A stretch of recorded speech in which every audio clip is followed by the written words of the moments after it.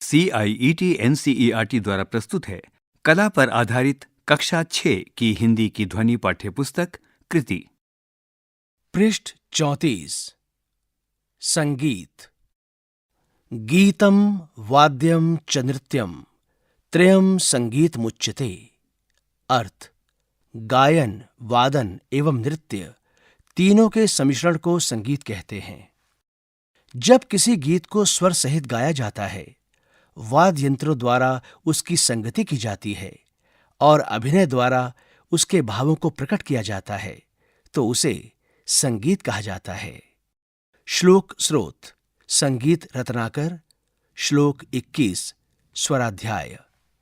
इस पृष्ठ पर दाईं तरफ एक चित्र दिया गया है। इस चित्र में विभिन्न वाद्य यंत्रों के साथ साथ संगीत के 7 स्वर भी लिखे हुए हैं। पृष्ठ 35। शिक्षकों के लिए संगीत में भावनाओं को व्यक्त करने, सहयोग एवं आत्म अभिव्यक्ति के गुण प्रचुर मात्रा में हैं।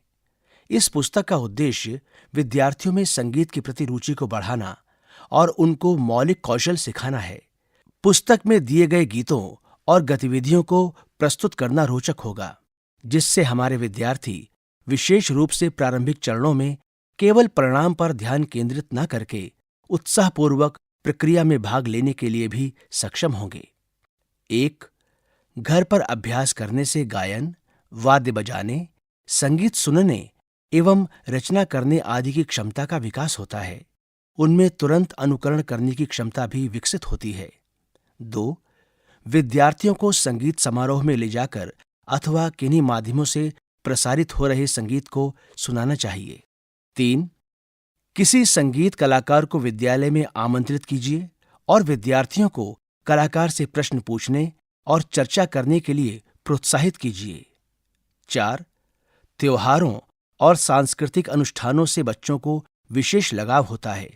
इसी कारण उनको अपने घर परिवार में गाए जाने वाले किसी भी गीत को प्रस्तुत करने के लिए प्रोत्साहित कीजिए। 5. हमें अपने दैनिक जीवन में अलग अलग जगहों से अलग अलग तरह के संगीत सुनने के अवसर मिलते हैं। विद्यालयों में प्रत्येक कक्षा के समय को विभाजित करने के लिए घंटे बजाने के प्रावधान के विपरीत किसी धुन को बजाकर उनका ध्यान आकर्षित करना चाहिए। 6. इस इकाई में अनेक प्रकार की गतिविधियां दी गई हैं। आप अपने अनुसार इनमें विविधताएं ला सकते हैं और नई चीजें जोड़ सकते हैं। 7. पुस्तक में दिए गए कई गीत और गतिविधियों को पूर्ण रूप से समझने के लिए एक ऑडियो और वीडियो का संसाधन दिया गया है, जिसको आप साथ में दिए गए QR कोड को स्कैन करके देख सकते हैं। इस संगीत पाठ्यक्रम का मुख्य उद्देश्य आप और आपके विद्यार्थियों को संगीत की आनंददायी यात्रा का अनुभव कराना है। हमारा लक्ष्य है कि प्रत्येक बच्चे के अंदर संगीत के प्रति आजीवन प्रेम को जगा पाएं, ताकि भविष्य में वो एक अच्छे श्रोता बन सकें और अच्छे संगीत को सराहने की क्षमता उनमें उत्पन्न हो। इस तरह संगीत के इस प्रयोग को कक्षाओं के बाहर भी किया जा सकता है। कक्षा के लिए संसाधन: 1. कक्षा एक ऐसे स्थान पर होनी चाहिए जहां संगीत शिक्षा मनोरंजक और सुविधाजनक हो। विद्यार्थियों एवं शिक्षक दोनों को ही बैठने और साथ में गाने की सुविधा हो। भूमि पर बैठकर संगीत का अभ्यास करना सबसे श्रेष्ठ होता है। इससे बच्चों में बैठने का सही ढंग विकसित होता है और वो श्वास लेने की प्रक्रिया को समझ पाते हैं, जो योग से जुड़ा महत्वपूर्ण व्यायाम है। शिक्षक इस बैठक प्रक्रिया को किसी गीत के विषय के अनुसार बदल भी सकते हैं। इससे कक्षा में रोमांचकता और रचनात्मकता बढ़ेगी, जिससे विद्यार्थियों में भी विविधता के कौशल का विकास होगा। 2. कंप्यूटर के साथ इंटरनेट की व्यवस्था, तानपुरा और ऑडियो संसाधनों के लिए स्पीकर का प्रावधान होना चाहिए। 3. कक्षा में सरल वाद्य यंत्र बनाने की सामग्री की व्यवस्था होनी चाहिए। 4. विद्यालय में प्रदर्शन के लिए माइक्रोफोन, संगीत प्रस्तुतिकरण के लिए ध्वनि प्रणाली की व्यवस्था होनी चाहिए। 5.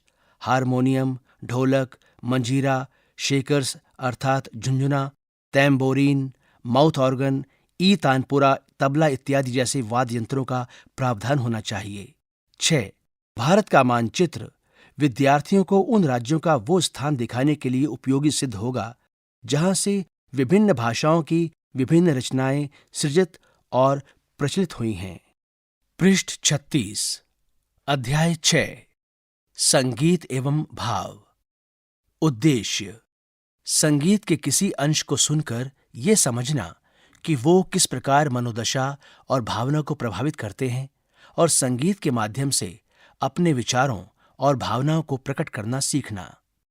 शिक्षकों के लिए यहां दिया गया मलयालम गीत बच्चों को ये समझाने के लिए एक उदाहरण है कि संगीत में भाषा और गीत के बोल को समझे बिना भी उसकी मधुरता और लय से भाव प्रकट किए जा सकते हैं। इस विषय को विस्तार से समझाने के लिए आप ऐसी ही किसी अन्य भाषा के गीत को प्रस्तुत कर सकते हैं। इस पृष्ठ पर कुछ बच्चों का मलयाली गीत गाते हुए चित्र है और साथ ही वो वाद्य यंत्र बजा भी रहे हैं। गतिविधि 1, इस गीत को सुने। भाषा मलयालम। कुट्टू नंदन पुंजी येले कोचू पेने कोई लाले कोट्टू वेनम कुंजल वेनम कुरवा वेनम। कुट्टू नंदन पुंजी येले थी थई थाका थई थई थोम। कोचू पेने कोई लाले थी थारा थई थोम। कोट्टू वेनम कुंजल वेनम कुरवा वेनम।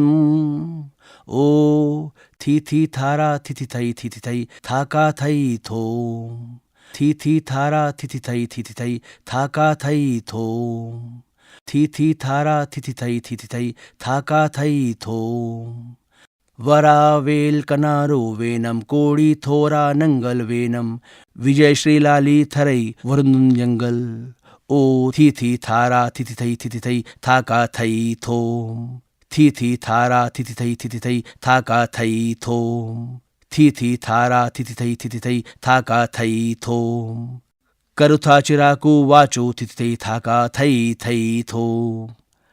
अरियन्ना किलिपोले थी थारा थई थोम। कृता चिराकू वेचोर अनन्या किलिपोले। कुथचू पायुम कुथिरा पोले। थी थारा थी थाका थई थोम। थी थारा थी थाका थई थोम। पृष्ठ 37, जो गीत बजाया गया उससे आप किन भावनाओं को जोड़ते हैं? आपके पास कोई ऐसा गीत है जो पुरानी यादें ताजा कर देता है? उस गीत को गाएं। उनके बोल अगर याद ना भी हों, क्या आप उनके मधुर स्वर को गुनगुना सकते हैं? गतिविधि 2, संगीत और हमारी स्मृति। संगीत में हमारे विचारों और भावनाओं को बदलने और प्रभावित करने की शक्ति होती है। संगीत सुनने व संगीत की रचना से हमें आनंद की अनुभूति होती है। कई बार मनुष्य किसी गीत को सुनकर पुरानी घटनाओं और उनसे जुड़े लोगों की यादों को ताजा कर सकते हैं। इसी को संगीत प्रेरित स्मृति कहते हैं। उन्हें गाएं। विज्ञापनों के साथ बजने वाले विभिन्न तरह के संगीत को सुनिए और इस पुस्तक या कंप्यूटर पर उनकी एक तालिका बनाएं। अपने माता पिता या घर के बड़ों से उनके बचपन के किसी प्रिय गीत के बारे में पूछें। वो इन गीतों से किन स्मृतियों को जोड़ते हैं? यहां दी गई सारणी में आपको याद आने वाला कोई ऐसा मधुर गीत लिखिए। एक त्योहार का गीत, रिक्त स्थान। पृष्ठ 38, गतिविधि 3, सुनिए और अनुभव कीजिए। प्रातः से सायंकाल तक हम विभिन्न प्रकार के संगीत से घिरे रहते हैं। प्रिय विद्यार्थियों, जब आप विभिन्न प्रकार की संगीत ध्वनियां सुनते हैं तो आपके मन में क्या भावनाएं आती हैं?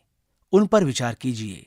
शहनाई, नागस्वरम, ढोल, डमरू, इडाइक्का की ध्वनि या किसी मधुर गीत की ध्वनि को याद कीजिए। इनकी मधुरता को सुनते समय आप क्या अनुभव करते हैं? क्या वो आपको प्रसन्न करते हैं, आपको नृत्य करने के लिए प्रेरित करते हैं, शांति की भावना पैदा करते हैं जिसका आप एकांत में आनंद लेना चाहते हैं, या क्या वो आपको साथ में गाने के लिए विवश करते हैं? इन मधुर ध्वनियों को सुनकर आपके जीवन में भाव आते हैं। उन्हें भावनाएं कहा जाता है। भावना सभी मनुष्यों में निहित एक प्राकृतिक गुण है। आइए कुछ वाद्य यंत्र सुनकर भी ऐसा ही अनुभव करें।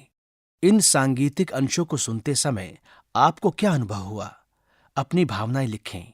1, रिक्त स्थान। 2 रिक्त स्थान, 3 रिक्त स्थान। इन सभी सांगीतिक अंशों को एक ही वाद्य यंत्र से बजाया गया है, वायलिन।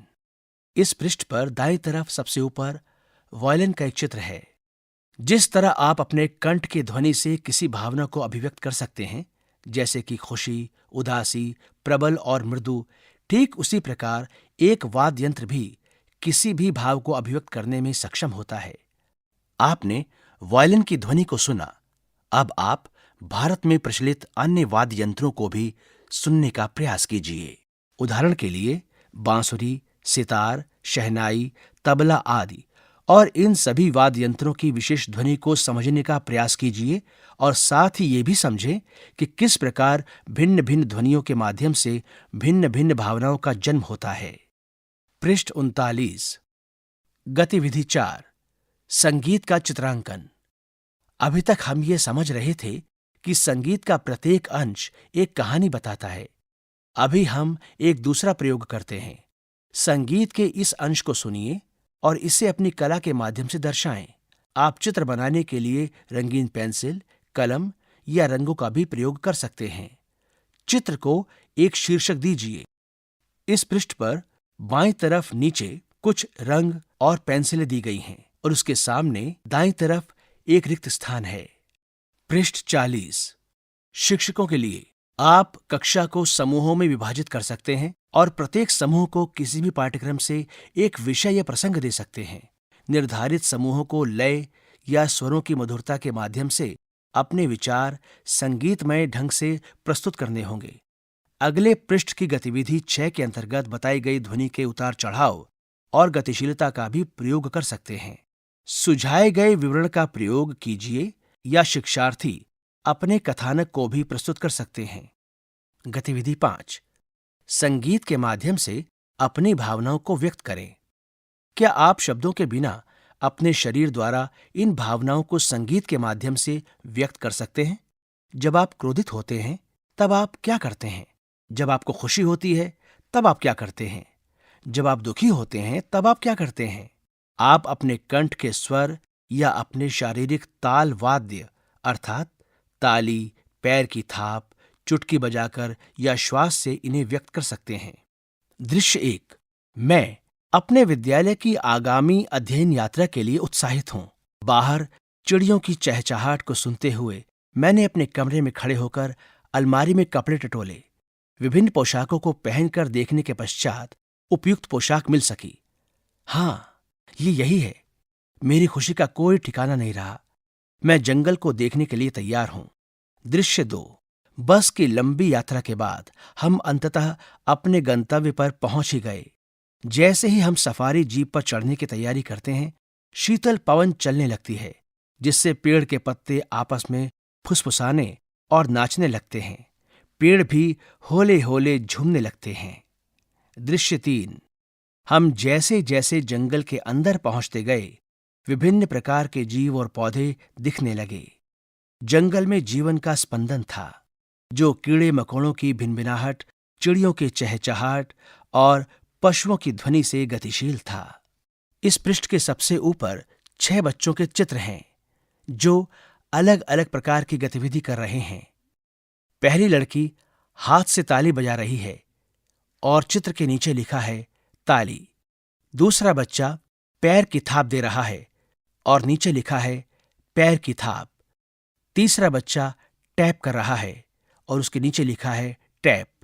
चौथा बच्चा चुटकी बजा रहा है और उसके नीचे लिखा है चुटकी बजाना। पांचवी लड़की कुछ गुनगुना रही है और उसके नीचे लिखा है गुनगुनाना। और छठा लड़का सीटी बजा रहा है और उसके नीचे लिखा है सीटी बजाना। पृष्ठ 41, क्या आप जानते हैं, पशुओं में भी हमारी तरह की भावनाएं होती हैं। क्या आपने कभी अनुभव किया है कि पशु पक्षी ध्वनि के माध्यम से एक दूसरे से संवाद करते हैं? पक्षी अपनी चहचहाट से आपस में बातचीत करते हैं। गंगा नदी में पाया जाने वाला भारत का राष्ट्रीय जलीय जीव सूंस अर्थात डॉल्फिन अंधी होती है और ये आपस में संवाद करने के लिए सीटी और चुटकी बजाने जैसी मिश्रित ध्वनियों का प्रयोग करती है। क्या आपने कभी देखा है कि जानवर ध्वनियों के माध्यम से अपनी भावनाओं को व्यक्त करते हैं? कुछ उदाहरण साझा कीजिए। यहां पर एक डॉल्फिन का चित्र है। विस्तारित गतिविधि। जातक कथा या पंचतंत्र से किसी क्षेत्रीय लोक कथा का वर्णन करें। कथा को संगीत या गीत का प्रयोग कर रोमांचक बनाएं ताकि कहानियों को जीवंत बनाया जा सके। गतिविधि 6। सांगीतिक तत्वों को जानें। ध्वनि का उतार चढ़ाव और गतिशीलता। क्या आपने कभी ध्यान दिया है कि आप अपनी प्रसन्नता, क्रोध या दुख को जताने के लिए कंठ स्वर से अलग अलग ध्वनि के उतार चढ़ाव व तीव्रता का प्रयोग करते हैं? ध्वनि के उतार चढ़ाव और गतिशीलता के माध्यम से हम अपने अंदर की भावनाओं को व्यक्त करते हैं। ध्वनि के उतार चढ़ाव और गतिशीलता से हमें संगीत में प्रयुक्त हुई तीव्रता या कोमलता के बारे में पता चलता है। लय। हमारे चारों ओर लय विद्यमान है। क्या आपने कभी देखा है कि आपके चलने की लय आपके दादा दादी से अलग है?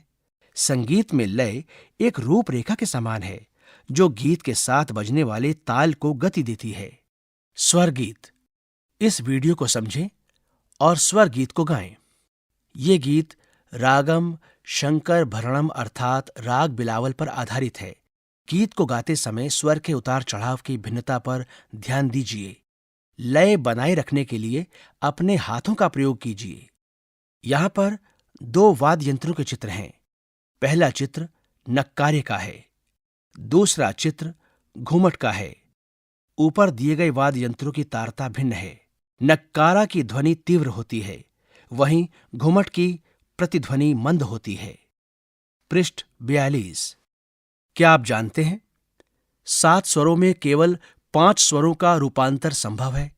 सा और प के भिन्न प्रकार न होने के कारण इन्हें अचल स्वर कहा जाता है और शेष 5 स्वर रे, ग, म, ध, नि को चल स्वर कहते हैं, जिनके 2-2 प्रकार होते हैं।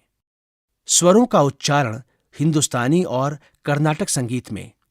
यहां पर एक तालिका दी गई है। इस तालिका के 3 भाग हैं। पहले भाग में स्वर हैं और दूसरे भाग में सबसे ऊपर लिखा है हिंदुस्तानी और उसके आगे तीसरे भाग में लिखा है कर्नाटक। अब हम इस तालिका को समझते हैं। स्वर सा, हिंदुस्तानी संगीत में उच्चारण सा, कर्नाटक संगीत में उच्चारण सा।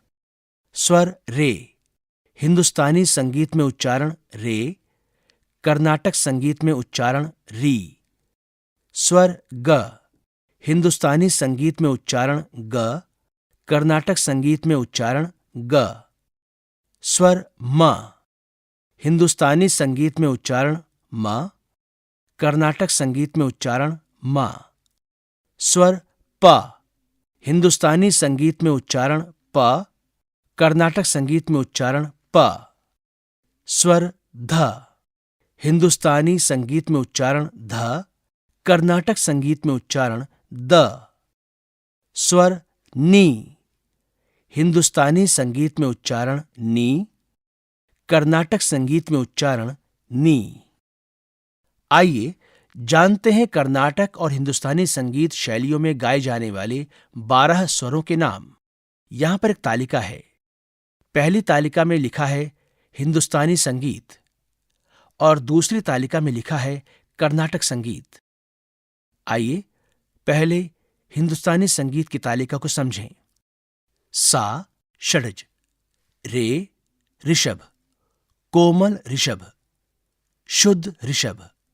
ग गंधार, कोमल गंधार, शुद्ध गंधार। म मध्यम, शुद्ध मध्यम, तीव्र मध्यम। प पंचम। ध धैवत, कोमल धैवत, शुद्ध धैवत। नी निषाद, कोमल निषाद, शुद्ध निषाद। आइए अब हम कर्नाटक संगीत की तालिका को समझें। सा षड्जम, री ऋषभम, शुद्ध ऋषभम, चतुश्रुति ऋषभम। ग गंधारम, साधारण गंधारम, अंतरा गंधारम। म मध्यमम, शुद्ध मध्यमम, प्रति मध्यमम। प पंचामम, द दैवतम, शुद्ध दैवतम, चतुश्रुति दैवतम, निषाधम, कैसिकी निषाधम, काकली निषाधम। फिल्म संगीत, भजन, क्षेत्रीय गीत, लोक संगीत, वाद्य यंत्र से निकलने वाली स्वरों की मधुरता, ये सभी संगीत के स्वर सा, रे, ग, म, प, ध, नी के संयोजन से बनते हैं। भारतीय संगीत में कई शैलियां विद्यमान हैं, जिनमें शास्त्रीय संगीत जैसे हिंदुस्तानी और कर्नाटक संगीत के साथ साथ लोक, उपशास्त्रीय, भक्ति, देशभक्ति और फिल्म संगीत भी सम्मिलित हैं। पृष्ठ 43। क्या आप जानते हैं, एम.एस. सुब्बुलक्ष्मी एक विख्यात और प्रेरक कालजयी कर्नाटक गायिका रही हैं। वो पहली संगीतकार थीं जिनको भारत सरकार ने भारत रत्न की उपाधि से सम्मानित किया था। कर्नाटक संगीत के अतिरिक्त उन्होंने कई भजन और संस्कृत श्लोक भी गाए। उनमें से हरे तुम हरो और वैष्णव जन तो गांधी जी के प्रिय भजन थे। वो अपनी मौलिक, सादगी भरी और शुद्ध गायकी के लिए जानी जाती हैं। वो अपने जादुई कंठ स्वरों के साथ आजीवन गाती रहीं, जिनमें सदैव भक्ति का स्रोत मिलता था। इस पृष्ठ के बाईं तरफ विख्यात सुप्रसिद्ध कर्नाटक गायिका एम.एस. सुब्बुलक्ष्मी का एक चित्र है। गतिविधि 7। कंठ अभ्यास। यहां दिए गए स्वरों के प्रतिमान को अलंकार या सरगम कहते हैं। अलंकार का अर्थ होता है सज्जा या आभूषण। जिस तरह आभूषणों को सोने या कीमती पत्थरों से बनाया जाता है, ठीक उसी तरह 7 स्वरों को बुनकर श्रुति मधुर धुन या स्वरों के समूह तैयार किए जाते हैं। सभी प्रकार के संगीत का मूल उद्देश्य श्रुति मधुर होना है, जो कानों को मनोहर लगे। 1. सारे, रेगा, गामा, मापा, पाधा, धानी, नीसा। सानी, नीधा, धापा, पामा, मागा, गारे, रेसा। 2. सारेगा, रेगामा, गामापा, मापाधा, पाधानी, धानीसा। सानीधा, नीधापा, धापामा, पामागा, मागारे, गारेसा। 3. सारेगामा, रेगामापा, गामाधापा, मापाधानी, पाधानीसा। सानीधापा, नीधापामा, धापामागा, पामागारे, मागारेसा।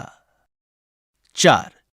सारे, सारेगा, सारेगामा, सारेगामापा, सारेगामापाधा, सारेगामापाधानी, सारेगामापाधानीसा। सानी, सानिधा, सानिधापा, सानिधापामा, सानिधापामागा, सानिधापामागारे, सानिधापामागारेसा। 5. सागा, रेमा, गापा, माधा, पानी, धासा। साधा, नीपा, धामा, पागा, मारे, गासा। 6. सामा, रेपा, गाधा, मानी, पासा। सापा, नीमा, धागा, पारे, मासा। पृष्ठ 44। क्या आप जानते हैं, भारतीय सिनेमा जगत में भारत रत्न लता मंगेशकर देश की सबसे प्रसिद्ध पार्श्व गायिका थीं। उन्होंने 36 भारतीय भाषाओं में व कुछ विदेशी भाषाओं में भी गाने रिकॉर्ड किए थे। उनके सुरीले कंठ की पहुंच तीनों सप्तकों में थी। ऐ मेरे वतन के लोगों, उनका गाया हुआ एक लोकप्रिय देशभक्ति गीत है, जिसे उन्होंने 1962 के युद्ध में शहीद हुए भारतीय सेनानियों को समर्पित किया था। इस पृष्ठ के बाईं तरफ सुप्रसिद्ध पार्श्व गायिका लता मंगेशकर का एक चित्र है। गतिविधि 8। मेडले। जब कई गीतों को या उनके स्वर संयोजित को मिश्रित कर एक गाने के स्वरूप में मनोरंजन के रूप में गाया जाए, तो उसे हम मेडले कहते हैं। आइए हम आनंद लें। 1. प्रत्येक गीत से व्यक्त होने वाले भाव को समझने का प्रयास कीजिए। चाहे आप उनकी भाषा को ना समझें, किंतु क्या आप उनकी सांगीतिक विशेषताओं के माध्यम से भावों को समझ पा रहे हैं? 2. इन अंशों की लय को सुनकर आपके मन में क्या विचार आते हैं? 3. इन गीतों की सांगीतिक विशेषताओं को पहचानें। यहाँ पर थविल, पुंगी, चिमटा, गिटार आदि वाद्य यंत्रों के चित्र हैं और उनके नीचे लिखा है थविल, पुंगी, चिमटा, गिटार आदि के साथ गाना गाया जा सकता है। आइए एक मेडले गाना सीखें। मेडले या उसमें प्रयोग किए गए कुछ गीतों को याद करें।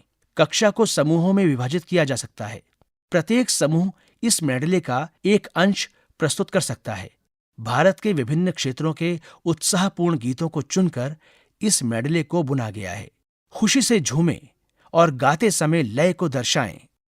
यहाँ पर एक बच्चे का मेडले गाते हुए चित्र है और उस चित्र के नीचे लिखा है किसी भी मेडले को कराओके के साथ गाना सीखें। पृष्ठ 45। गतिविधि 9। आइए स्वरों की मधुरता और लय का खेल खेलें। उल्लेखित उद्देश्यों की पूर्ति हेतु इन खेलों को बनाया गया है। शिक्षक स्वयं सोच विचार कर तैयार किए गए खेल भी प्रस्तुत कर सकते हैं, जिससे कि बच्चों को स्थानीय सांगीतिक संस्कृति का बोध कराया जा सके। गतिविधि 1। कंठ स्वर को पहचानें, अर्थात सुर, बनावट, शैली। कक्षा के किसी एक विद्यार्थी की आंखों पर पट्टी बांधें और कोई अन्य विद्यार्थी एक गीत प्रस्तुत करे जिसे कक्षा में पहले सिखाया गया हो। आंखों पर पट्टी बांधने वाले विद्यार्थी को यह पहचानना है कि यह गीत किसने गाया। शिक्षकों के लिए प्रत्येक विद्यार्थी के बोलने और गाने के सुर, बनावट और शैली में अंतर होता है। इस गतिविधि से विद्यार्थी अपनी कक्षा के अन्य विद्यार्थियों के कंठ स्वर की बनावट, शैली और गतिशीलता को समझने में सक्षम होंगे। विद्यार्थी को परिवार या आस पड़ोस के लोगों के भी कंठ स्वर की बनावट और गतिशीलता पहचानने के लिए प्रोत्साहित कीजिए। इससे ध्वनि और उनके स्रोतों को पहचानने की दिशा में उनकी संवेदनशीलता विकसित होगी। किसी भी धुन को भिन्न भिन्न वाद्य यंत्रों पर बजाएं और फिर विद्यार्थियों को उनकी ध्वनि और बनावट को सुनकर उन्हें पहचानने को कहें। गतिविधि 2। स्वर माधुर्य को सुनकर गीत को पहचानें।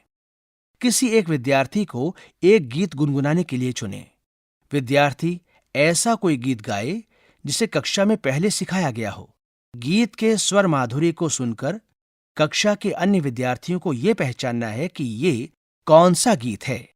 इस पृष्ठ पर बच्चों का समूह में गीत गाते हुए एक चित्र है। पृष्ठ 46। यहां पर एक चित्र है जिसमें एक व्यक्ति गीत गा रहा है। शिक्षकों के लिए यह गतिविधि विद्यार्थियों में रुचि और आत्मविश्वास उत्पन्न करेगी। साथ ही साथ प्रस्तुति को खेल के माध्यम से प्रदर्शित किया जाएगा। गतिविधि 3। लय का खेल। विद्यार्थी 3, 4, 5, 7 और 9 के समूह में विभाजित हों। वो अपने नाम का यहां दिए गए ढंग से उच्चारण कर सकते हैं। 3 विद्यार्थियों के समूह का नाम होगा त्रयस्त्र और उनका नाम होगा त, की, ट। 4 विद्यार्थियों के समूह का नाम होगा चतुरास्त्र और उनके नाम होंगे ध, गे, ना, ती। 5 विद्यार्थियों के समूह का नाम होगा खंड और उनके नाम होंगे त, क, त, की, ट। 7 विद्यार्थियों के समूह का नाम होगा मिश्र और उनके नाम होंगे त, क, दी, मी, त, क, त, की, ट। शिक्षकों के लिए इस खेल से विद्यार्थियों के मध्य लय अर्थात गति, चक्र, प्रतिमान का बोध विकसित होगा। शिक्षकगण स्वयं के बनाए हुए प्रतिमान तैयार कर सकते हैं और विद्यार्थियों के समक्ष कोई भी लय वाला खेल खेल सकते हैं। स्वयं तैयार किए गए खेल बनाएं जिसमें स्वर और ताल, कंठ अभ्यास, मेडले या कोई भी सांगीतिक रचना का तत्व सम्मिलित हों। इस पृष्ठ पर बाईं तरफ नीचे एक लड़की का चित्र है जो ताली बजा रही है और दाईं तरफ सबसे नीचे कुछ अन्य बच्चों का चित्र है जो खुशी में उछल रहे हैं। अध्याय 6 समाप्त। अभी आप सुन रहे थे कक्षा 6 की हिंदी की ध्वनि पाठ्यपुस्तक कृति। वाचन स्वर प्रवीण शर्मा, ध्वनियांकन मंजू कुमारी, निर्माण सहयोग अरशद अहमद, निर्देशन तथा निर्माण विमलेश चौधरी। यह ध्वनि पुस्तक CIET NCERT नई दिल्ली भारत द्वारा प्रस्तुत की गई।